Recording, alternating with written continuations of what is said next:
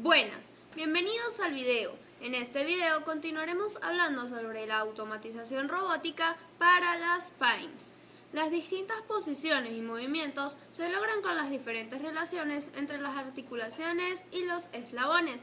La superficie definida por el máximo alcance del extremo del manipulador da lugar a unos espacios de trabajo que deben tenerse claros. Espacio de trabajo: zona a la que tiene acceso el robot con el movimiento de todos sus ejes y, consecuentemente, donde puede colocar su pinza o herramienta. Este espacio es una de las características principales del robot a la hora de su selección. Espacio de movimientos: zona generada por cualquier elemento que se mueva del robot. Está formada por el espacio de trabajo más la zona no aprovechable que ocupa la mecánica del robot al realizar los movimientos. Este espacio es siempre mayor que el espacio de trabajo porque, lógicamente, el primero engloba al segundo. Espacio de peligro: espacio en el que existe peligro de ser accidentado por el robot o por los objetos o herramientas que manipula. Esta zona corresponde como mínimo en forma y tamaño con el espacio de movimientos del robot, sin limitaciones de movimiento en todos sus ejes, más el espacio que ocupe la pieza o herramienta que transporta. El espacio mínimo para esta zona, según normas, es de 10 metros cuadrados y debe estar vallado, limitándose al acceso mediante sistemas de seguridad. Espacio de seguridad: rodea el espacio de peligro. Este espacio se está a salvo de los movimientos del robot y de sus piezas o herramientas. Accionamientos: los sistemas de accionamiento o elementos motrices dan movimiento a los ejes, transformando la fuente de energía del accionamiento en movimientos rotativos o rectilíneos. Al igual que la cinemática, los sistemas de accionamiento tienen una gran influencia sobre los valores de velocidad y aceleración alcanzables para respetar la definición de eje y que cada movimiento sea independiente del otro. Cada eje individual del robot debe tener su propio sistema de accionamiento. Los sistemas de accionamiento principales para robots son motores y cilindros, frenos, elementos de transmisión y sistemas de medida de posición. Los motores y cilindros pueden ser neumáticos, hidráulicos o eléctricos, utilizándose aproximadamente en los porcentajes 85% eléctricos, 10% hidráulicos y un 5% neumáticos. La elección de cada tipo de accionamiento depende de la inversión a realizar, condiciones de funcionamiento, características de la carga a manipular y la tarea a realizar. Desde el punto de vista de mantenimiento y economía, los preferibles son los accionamientos neumáticos, siendo por el contrario los más caros los accionamientos eléctricos.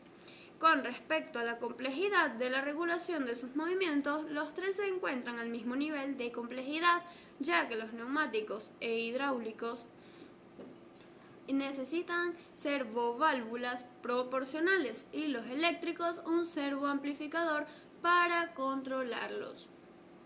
En función de la tarea a realizar, deben tenerse en cuenta los siguientes aspectos.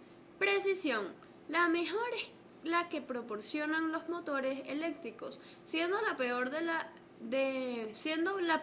la de los accionamientos neumáticos. Suele tomarse como referencia que si se necesitan precisiones inferiores a 1 milímetro, se elijan accionamientos eléctricos y se descarguen los neumáticos e hidráulicos.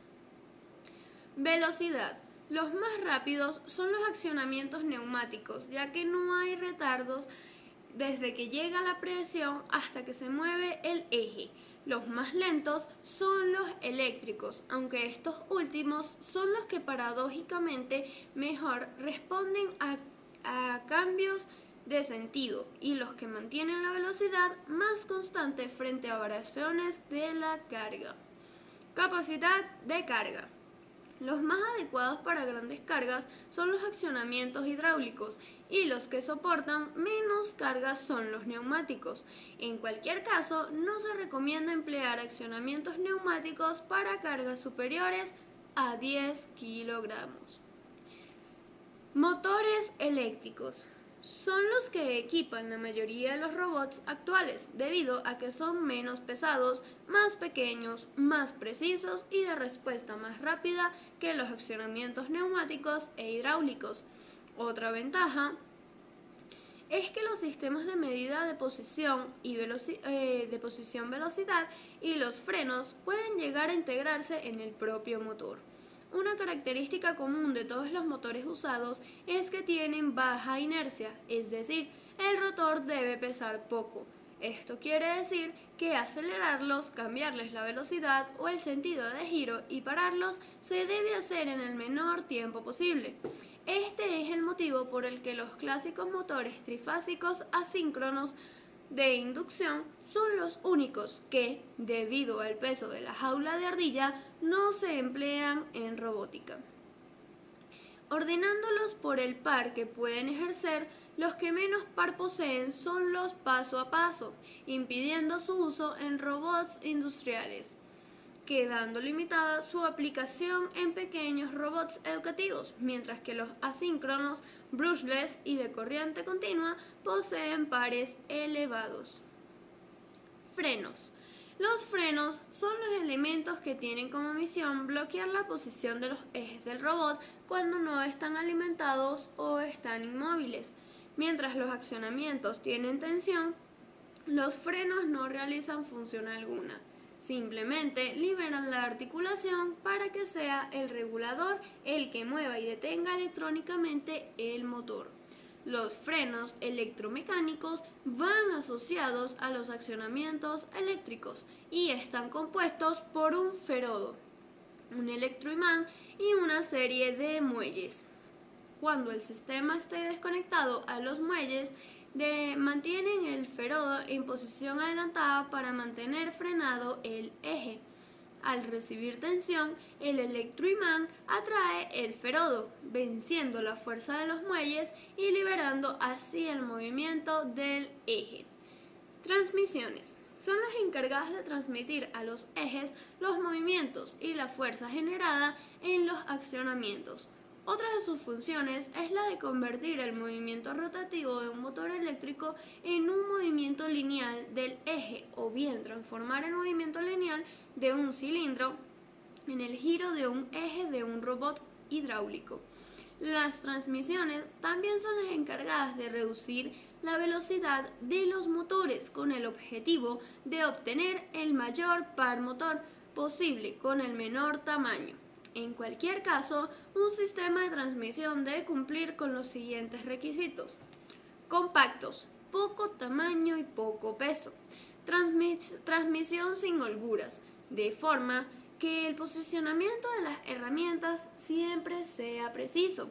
Esta precisión se consigue evitando las holguras en cualquiera de sus elementos. Elevada relación de transmisión. Larga vida de funcionamiento continuo y mantenimiento mínimo. Dentro de las transmisiones existen dos tipos de reductores ampliamente utilizados en el campo de la robótica industrial.